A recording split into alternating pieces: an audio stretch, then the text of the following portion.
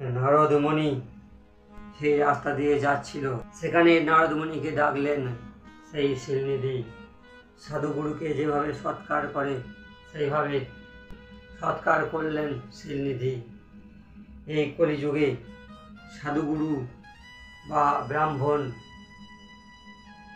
এই শব্দের যে সেবা করে, গাই মাতার যে সেবা করে, সে জগতের সমস্ত ফল লাভ করে, সমস্ত কিছু সে জিতে নেয়। তাই এই কলিযুগের ছেলেদের গায়ে মাতার সেবা করা বা গুরুজনদের সেবা করা, ব্রাহ্মণদের সেবা করা শেখানো অত্যন্ত দরকার।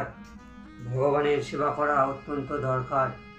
কারণ এই কলিযুগের মাতা পিতারা ধর্ম শিক্ষা দেয় না বলেই বৃদ্ধ বয়সে তাকে বৃদ্ধাশ্রমে থাকতে হয়। কারণ যে ভগবান রাম, তিনি পিতা মাতার কথা শুনে 14 বছরের জন্য বনবাসে গিয়েছিলেন। আর এই যুগের ছেলে মেয়ে মা বাবাকে ছেড়ে আলাদা করে খায়। মা বাবা বয়স হয়ে গেলে সে কি করবে? বৃদ্ধাশ্রমে যায়। একটি পরিবারে 2 সন্তান আছে, তাদের 2 ভাইয়েরই বিবাহ হয়ে গেছে, কিন্তু তার মা বাবা আলাদা খায়। তারা 2 ভাই আলাদা খায়। তাহলে দেখুন ধর্ম শিক্ষা না দেওয়া কি গতি। ভগবান রামকে গুরুকুলে পড়াইতেন দশরথ, যেখানে ধর্ম শিক্ষা পালন করানো হতো। আর আমাদের এই কলিযুগে ধর্ম শিক্ষা পালন করানো যায় না। যদি বা কেউ শেখাইতে চায় তাহলে তাকে পাড়ার লোক, গ্রামের লোক অনেক কটু কথা বলে, সে লজ্জা করে।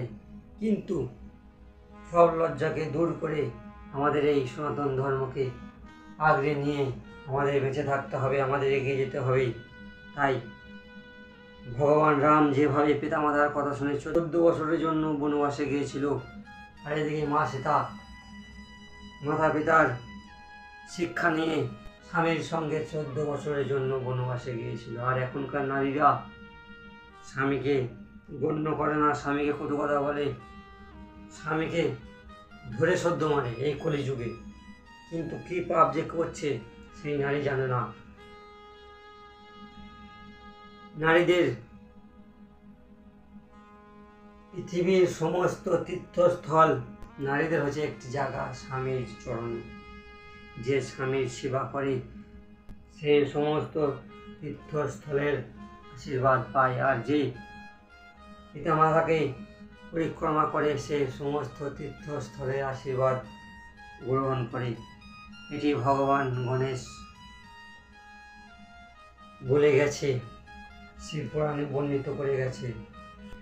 যখন নারদমণি সেই নগরে গেল, আর সেই নগরে শিলনিধি রাজা নারদমণিকে অনেক সৎকার করল, একটি আসনে বসাইল।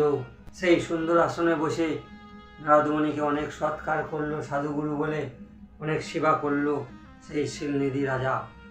আর তারপর শিলনিধি তার কন্যাকে ডেকে পাঠাইল, যার নাম শ্রীমতী।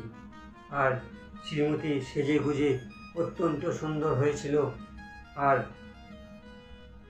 শ্রীমতী স্বয়ংবরে যাওয়ার জন্য সেজেছিল। তখন শ্রীমতী পিতার কথা শুনে নারদমণিকে প্রণাম করলেন, আর সেখান থেকে বিবাহের জন্য চলে গেলেন স্বয়ংবর সভায়। এদিকে তো নারদমণি শ্রীমতীকে দেখে মোহিত হয়ে গেলেন।